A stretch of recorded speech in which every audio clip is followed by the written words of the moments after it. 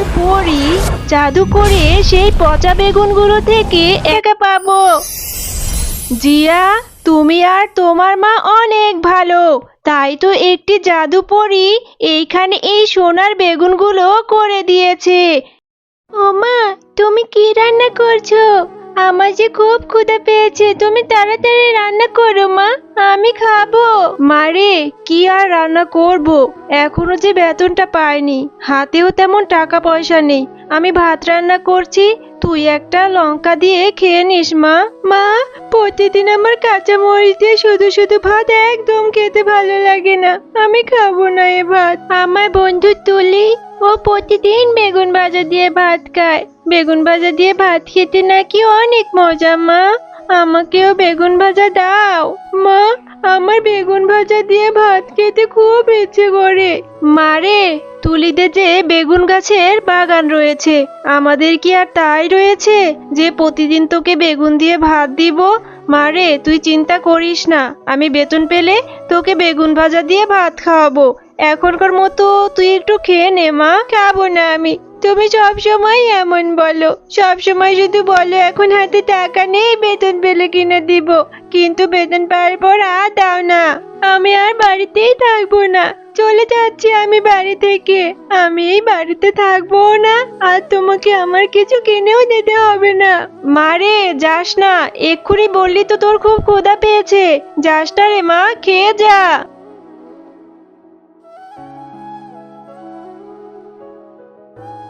কিরে জিয়া, তুই এখানে বসে আছিস কেন? আমি তোকে মাঠেও খুঁজে পেলাম না। চল চল, আমরা খেলা করি। আচ্ছা ঠিক আছে রে টিনা, চল আমরা খেলা করি। টিনা, আমি আর খেলতে পারছি না রে, আমার না খুব ক্ষুধা পেয়েছে। আমি তো বাড়ি থেকে না খেয়েই চলে আসছি, এখন আমি বাড়ি চলে যাই রে, আমি আর খেলতে পারছি না। কেন রে জিয়া, তুই বাড়ি থেকে খেয়ে আসিসনি? তোর ক্ষুধা পেয়েছে? হ্যাঁ রে তুলি, আমি বাড়ি থেকে খেয়ে আসিনি, আমি তো মার সাথে রাগ করে চলে এসেছি। আমার মাকে বলেছিলাম বেগুন ভেজে দিতে, কিন্তু মা আমাকে দেয়নি, তাই আমি বাড়ি থেকে রাগ করেই চলে এসেছি। আমার না খুব বেগুন ভাজা দিয়ে ভাত খেতে ইচ্ছে করে। তাই নাকি রে জিয়া, তোর বেগুন ভাজা দিয়ে ভাত খেতে ইচ্ছে করে? আর এদিকে আমি তো প্রতিদিন বেগুন দিয়ে ভাত খাই, কিন্তু আমার বেগুন ভাজা দিয়ে ভাত খেতে ভালোই লাগে না। জিয়া চল চল, আমার মা না আজকে আমাদের বেগুন খেতে বেগুনগুলো তুলছে, চল ওইখানে গিয়ে আমার মার কাছ থেকে বেগুন নিয়ে তোকে আমি দিব, এরপর তুই বেগুন ভাজা দিয়ে ভাত খেতে পারবি। সত্যি বলছিস রে তুলি, তুই আমাকে বেগুন দিবি? আচ্ছা ঠিক আছে, চল রে, আমি তাহলে বেগুন ভাজা দিয়ে ভাত খেতে পারবো।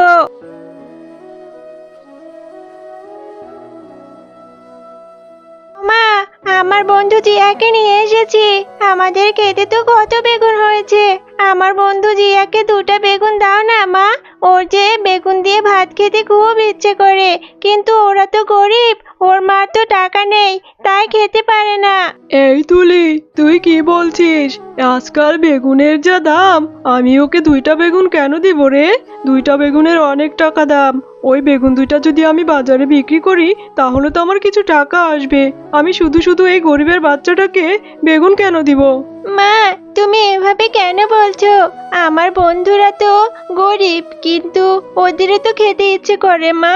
আমি যখন জিয়াদের বাড়িতে যাই, ওর মা তো আমাকে এটা ওটা খেতে দেয়, তুমি দাও না মা ওকে। তুমি যদি আমার বন্ধুকে এখন বেগুন না দাও, তাহলে কিন্তু আমি পরে আর কখনো বেগুন ভাজা দিয়ে ভাত খাবো না মা। আমার এই মেয়েটাকে নিয়ে আর পারি না, কোথা থেকে এইসব ছোট লোক বন্ধু বান্ধব জুটিয়েছে।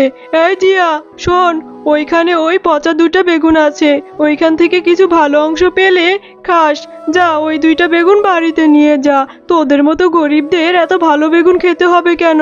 সত্যি বলছো কাকিমা? আমি এই বেগুন দুটো নিয়ে যাব, ইয়ে কি মজা, আমিও বেগুন ভাজা দিয়ে ভাত খেতে পারবো। আচ্ছা ঠিক আছে কাকিমা, তোমাকে অনেক অনেক ধন্যবাদ, আমি এই বেগুন দুইটা নিয়ে এক্ষুনি বাড়িতে চলে যাচ্ছি।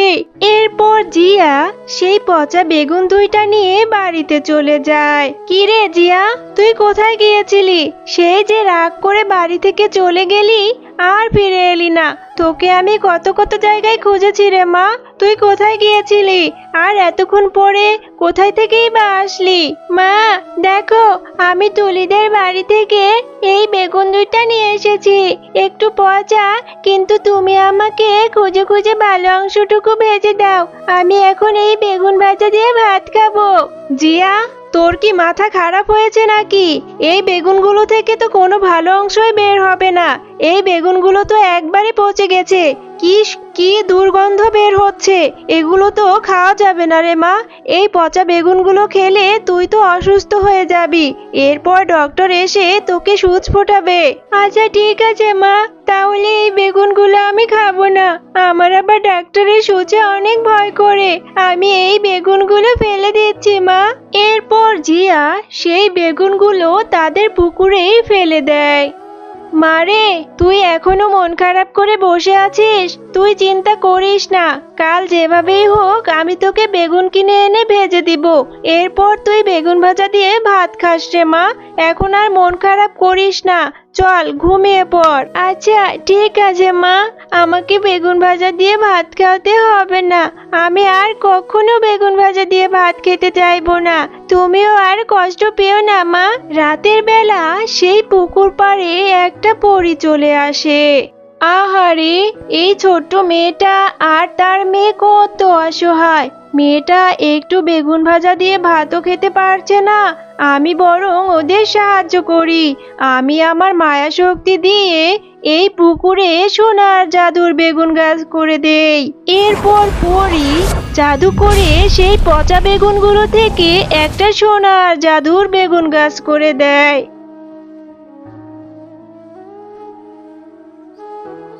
ও মা, তাড়াতাড়ি এদিকে এসে দেখে যাও না।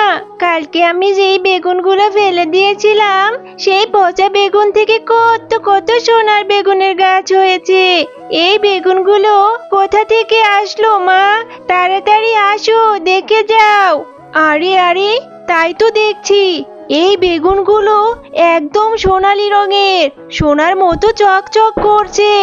এই বেগুনগুলো কোথা থেকে আসলো রে মা? আমি তো কখনোই পুকুরে এমন সোনার বেগুন গাছ দেখিনি। হ্যাঁ মা, তাই তো দেখছি। কালকে যেখানে বেগুনগুলো ফেলেছি সেইখান থেকে এই সোনার বেগুনগুলো হয়েছে। মা, ভালোই হয়েছে। এখন আর আমাদের আর দুঃখ কষ্ট থাকবে না। আমরা এই বেগুনগুলো বিক্রি করে অনেক টাকা পাবো। জিয়া, তুমি আর তোমার মা অনেক ভালো। তাই তো একটি জাদু পরী এইখানে এই সোনার বেগুনগুলো করে দিয়েছে। এই সোনার বেগুন গাছ থেকে কখনোই বেগুন শেষ হবে না।